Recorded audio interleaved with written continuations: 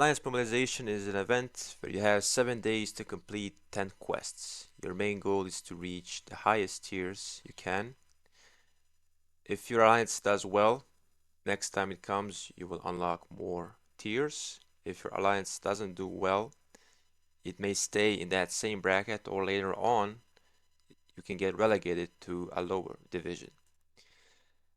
Now, important to remember is with each time it comes, if you get promoted, the points and the rewards tier get all scaled up. So some quests that do 100 points now used to do like 80 or 70, and in later tiers they will do like 120, 150, just to make it more accessible for everyone.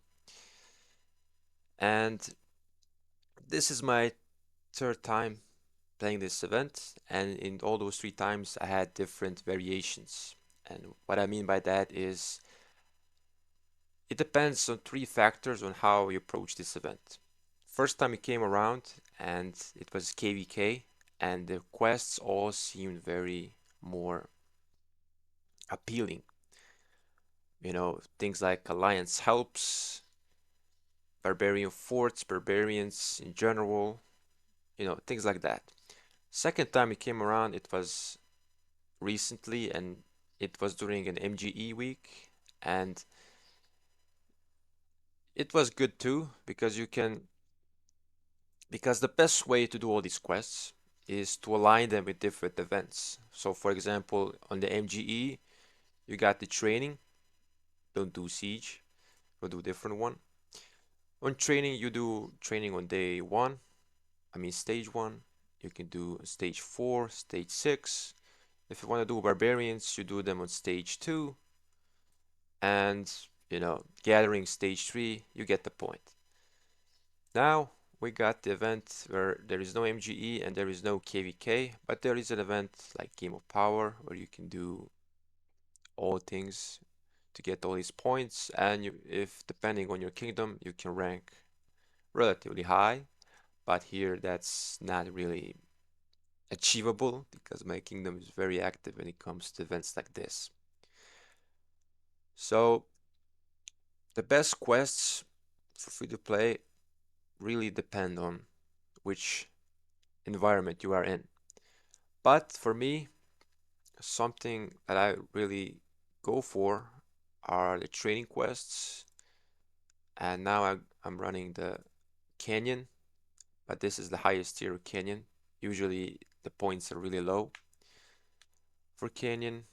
And Gathering. So Gathering, most people do Gathering because in the off season it's not really worth it to kill like 200 barbarians or do 50, 100 alliance helps, things like that, because the, the activity is not that high compared to KVK ones. When it comes to points, most points are obviously going to be the one which require bundle buying, and since this is a free-to-play video, we're not going to talk about those. You can also align the gem spending quests, which are you know debatable, but if the event lands when you have like Wheel of Fortune more than gems, I think it's a viable option. And I've done it on my first try when it landed, and it was worth the gems. Now, when it comes to actual points, I believe you should strive for like 1,000 points. That's an average of 100 points per quest. You get 10 quests and 11 if you buy the 600 gems. I would honestly leave that for like the last day or two to see how your alliance does.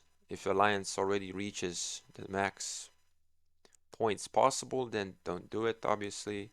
But if you get asked to do extra quests, I think it's worth it because getting these rewards is worth the 600 gems. Also, one important thing to do is whenever you accept a quest, and if you don't turn it in time, like when you exceed the time limit, it will classify as a failed quest and you won't get any points. So always make sure to, before accepting a quest, you can complete it in time and you can turn it in before the timer ends. I've had it happen to me. I had it happen to most people where you just forget about it or you couldn't log in to claim it and you're left with nothing. The way you do these quests are different depending on whenever it lands for you as a kingdom.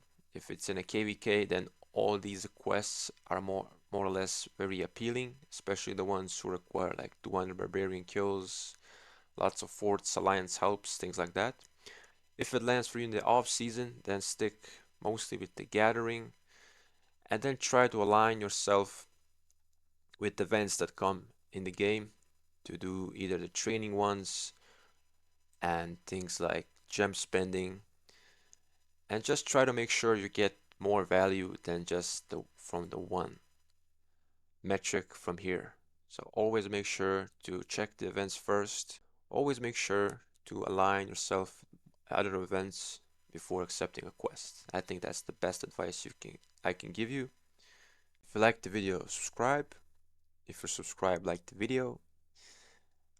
We'll soon be entering the KVK, hopefully. We're just waiting on the matchmaking. I hope we get a match. I've never played this KVK before, and I'm eager to try it.